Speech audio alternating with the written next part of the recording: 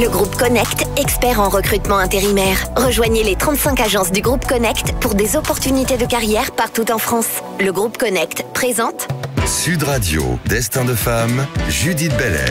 Bienvenue à toutes et à tous dans Destin de femme sur Sud Radio, une émission inspirée par le livre même titre de Valérie Pérez-Henouchi. Comme tous les samedis à 13h30, vous allez découvrir aujourd'hui le destin d'une femme française hors du commun. Albina Dubois-Rouvray est une philanthrope. Son engagement envers les causes humanitaires l'a conduite à travailler dans des zones difficiles et à créer des programmes qui visent à améliorer les conditions de vie des populations les plus vulnérables. Albina, vous avez fondé l'association François-Xavier Bagnoud, FXB, qui est nommée en hommage à votre fils, le pilote d'hélicoptère qui est décédé dans un accident en 1986 aux côtés de Daniel Balavoine notamment. Et puis depuis, vous œuvrez pour aider les enfants et les familles touchées par la pauvreté, la maladie, l'exclusion sociale dans de nombreux pays du monde. Autant souligner que votre destin est une ode à la résilience. Et vous avez toute votre place dans Destin de femme. Bienvenue. Merci. Albina. C'est parti. Sud Radio, Destin de femme, Judith Belair. Albina Dubois-Rouvray, pour commencer, les 4 questions de Destin de femme. Alors la première, quel destin de quelle femme vous inspire le plus ? Il y en a 2. Il y a Simone Veil, ça c'était assez évident, tout le monde. Elle est souvent citée dans cette émission. Bien sûr, bien sûr. Et François Giroud. Oui, pour quelle raison ? Parce que François Giroud, quand j'avais 15-16 ans, c'est le début de la guerre d'Algérie. Et je lisais ses éditos dans l'Express et j'étais absolument impressionnée par ses positions politiques et par le fait que c'était une femme qui avait cassé le plafond de verre du journalisme et de la direction d'un journal. C'est une des premières d'ailleurs. Hein. Ah, c'est même la première. La seule. Qui d'autre C'est vrai. À part quelques mois, quelques-unes. Non, c'était la première. C'était à l'époque, c'était impensable, c'est incroyable. Donc c'était un peu un exemple pour vous. C'était totalement un exemple et c'était, je veux dire que j'avais une grande affection et admiration pour elle. Vous la connaissiez bien ? Elle est devenue mon amie. Je crois qu'elle était très touchée par cette affection et cette admiration que je lui portais. J'ai énormément passé de temps, de vacances avec elle. Et en fait, je crois que je suis la dernière amie à l'avoir vue vivante avant qu'elle ne tombe dans le coma. Ah, bah c'est beau ça. Ouais. C'est un beau dernier regard, quoi. Un très beau dernier regard, surtout que moi, elle m'a interviewé parce qu'elle voulait faire un livre sur moi. Et je ne voulais pas du tout qu'elle continue, parce qu'elle avait une échymose ici, et je me disais qu'elle allait pas bien. J'ai dit, Françoise, je t'emmène, on fait une radio. Non, la radio. Elle ne voulait pas du tout. Pas du tout. Elle est programmée pour samedi.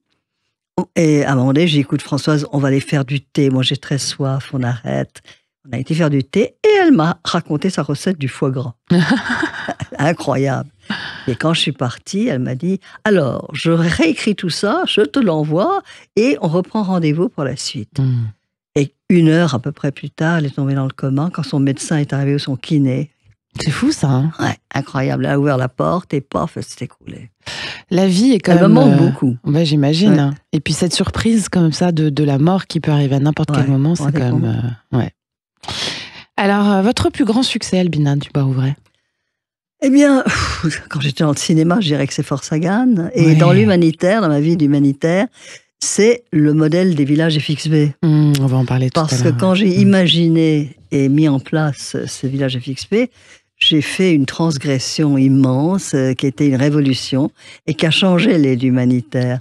Parce que j'ai remplacé le microcrédit par le micro-don. C'est ça.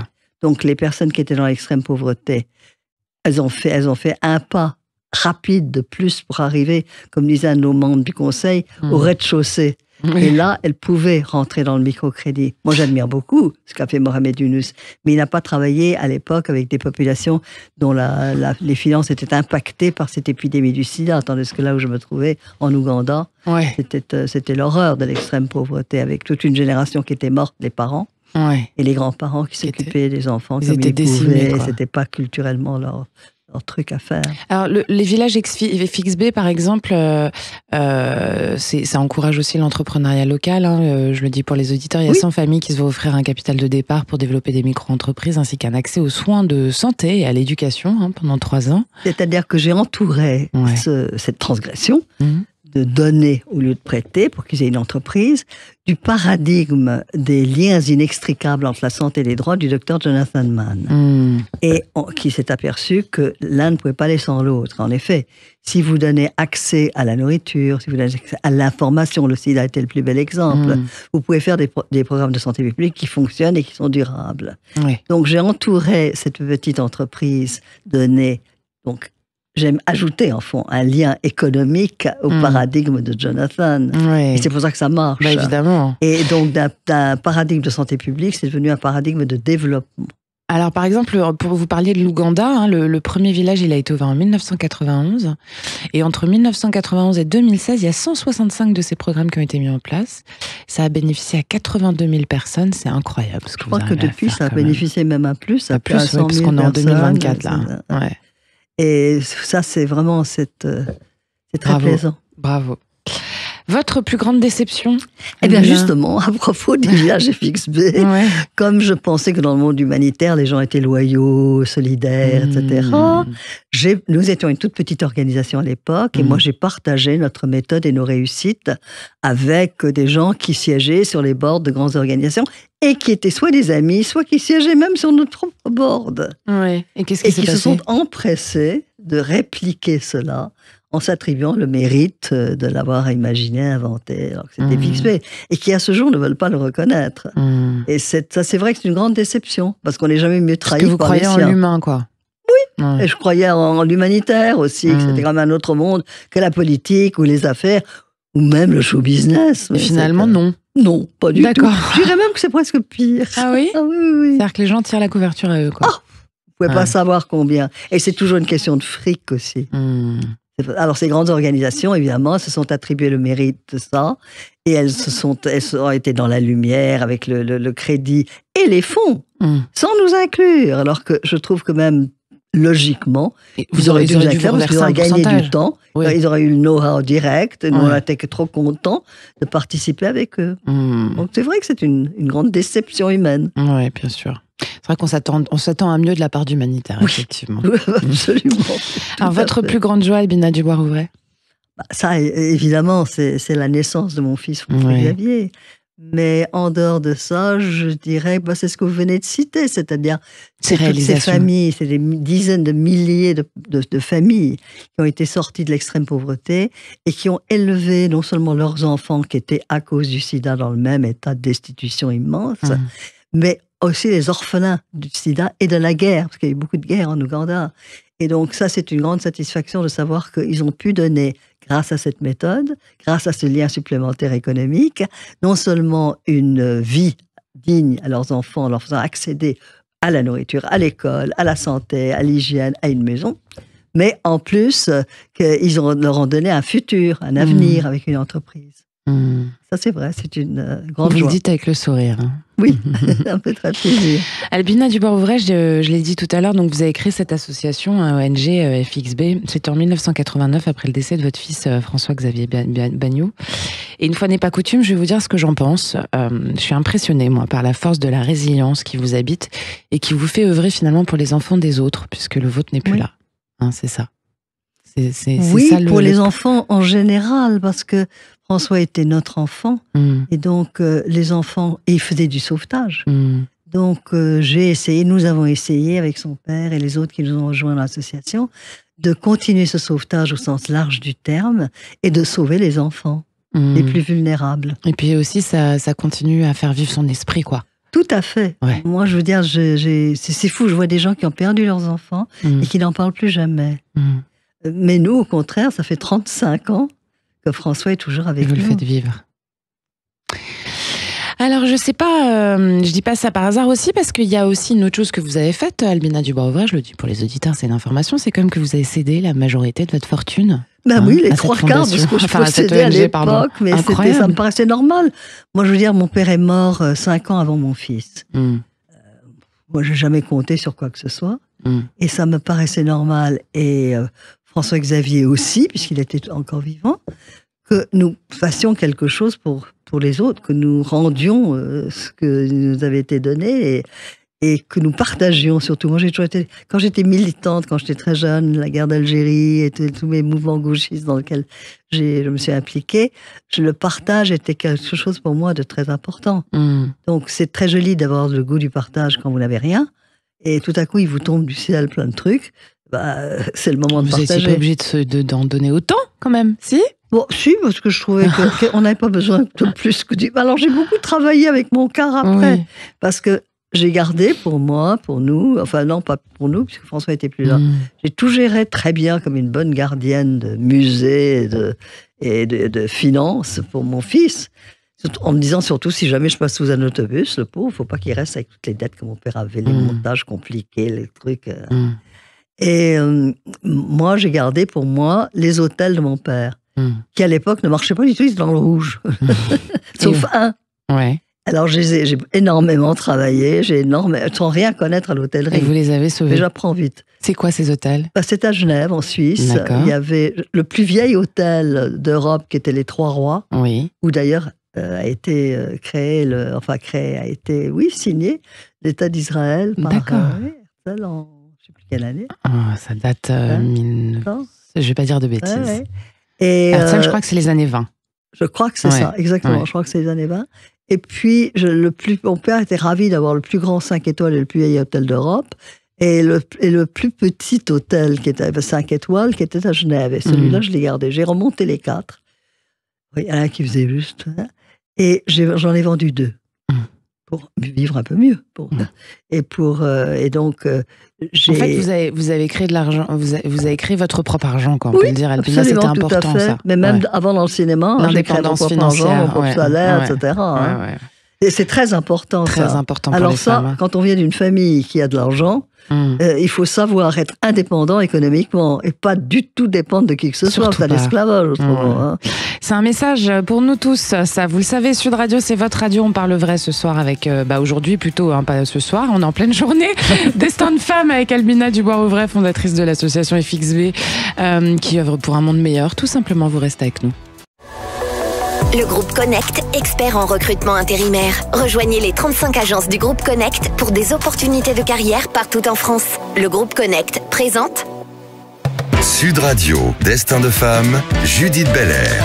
Si vous nous rejoignez, bienvenue dans l'émission du féminisme positif. C'est Destin de femme sur Sud Radio. Aujourd'hui avec nous, la fondatrice de l'association FXB du nom de son fils, François-Xavier Bagnoud. On est avec Albina Dubois-Rouvray. Alors Albina Dubois-Rouvray, on parlait justement de FXB et de vos actions. J'avais envie que vous nous racontiez un exemple concret, par exemple quelqu'un que vous avez sauvé, quoi. Vous en avez forcément pléthore. Alors, mon plus grand étonnement, je dirais, et ma plus grande preuve concrète, ça a été quand je visitais l'Ouganda à nouveau, et avec de nouveaux villages FXB, des années plus tard, après 91, et qu'une femme vient vers moi et me dit « Ah, il faut absolument que tu viennes voir ma maison et que tu viennes voir ce que j'ai fait avec la vache que tu m'as donnée. » J'ai dit, écoute, Night, j'ai pas le temps, j'ai toutes les autres nouvelles femmes à voir.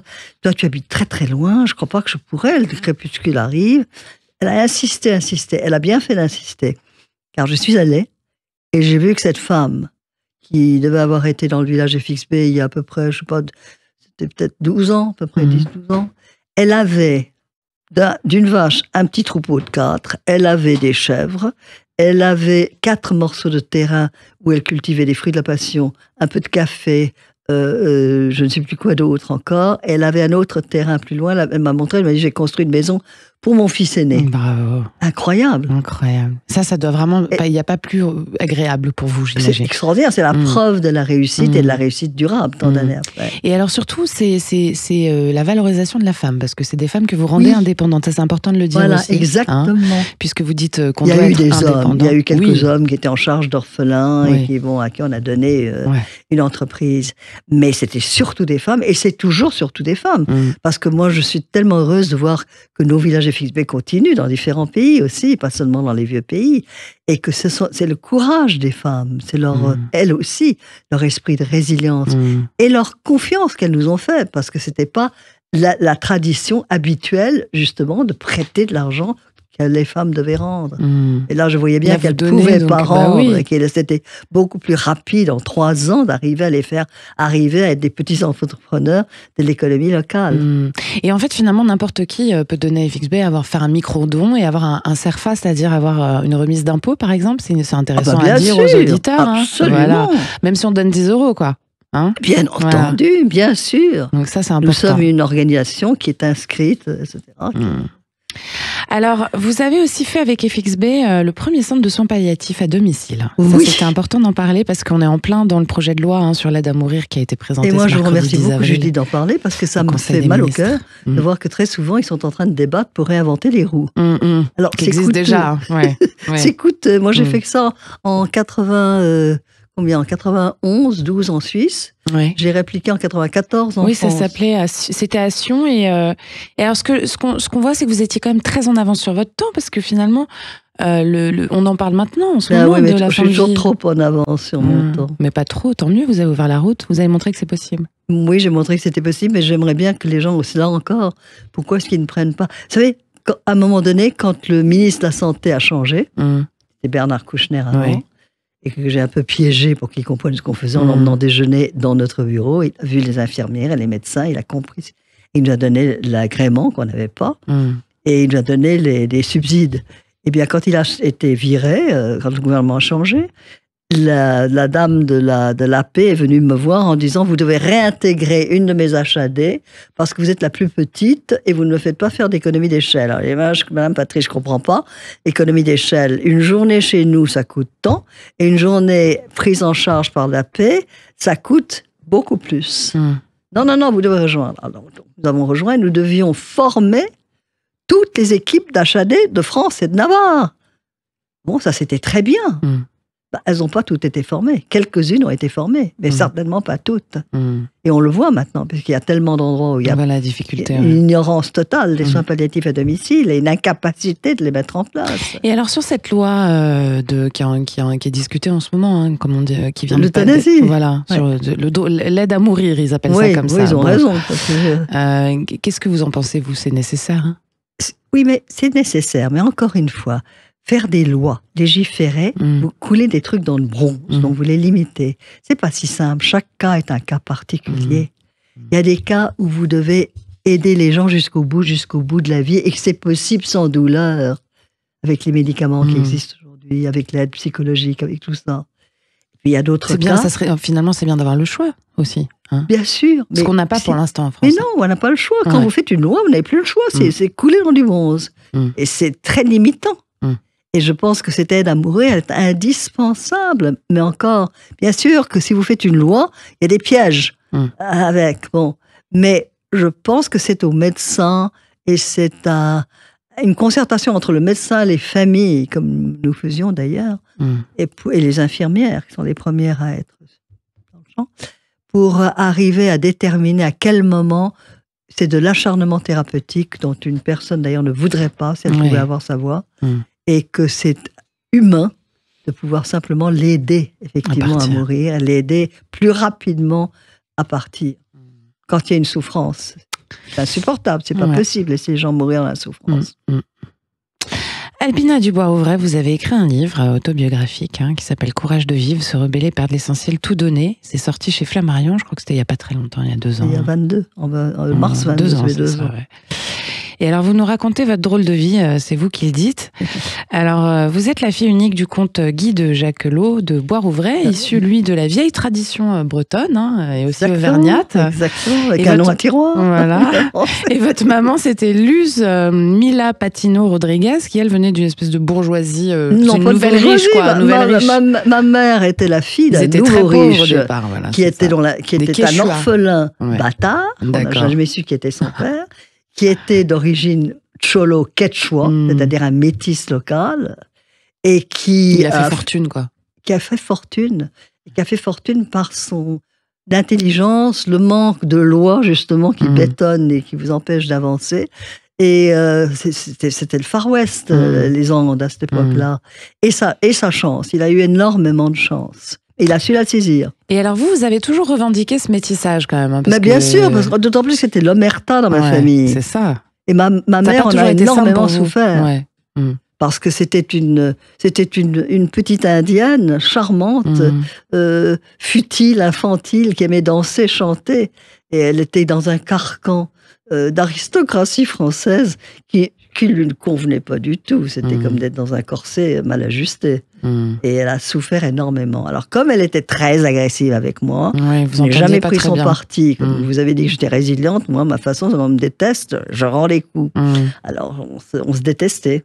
Mais si elle avait su faire de moi son amie, j'aurais été, comme j'étais avec Françoise Giroud, j'avais adopté un peu comme une mère de substitution idéale.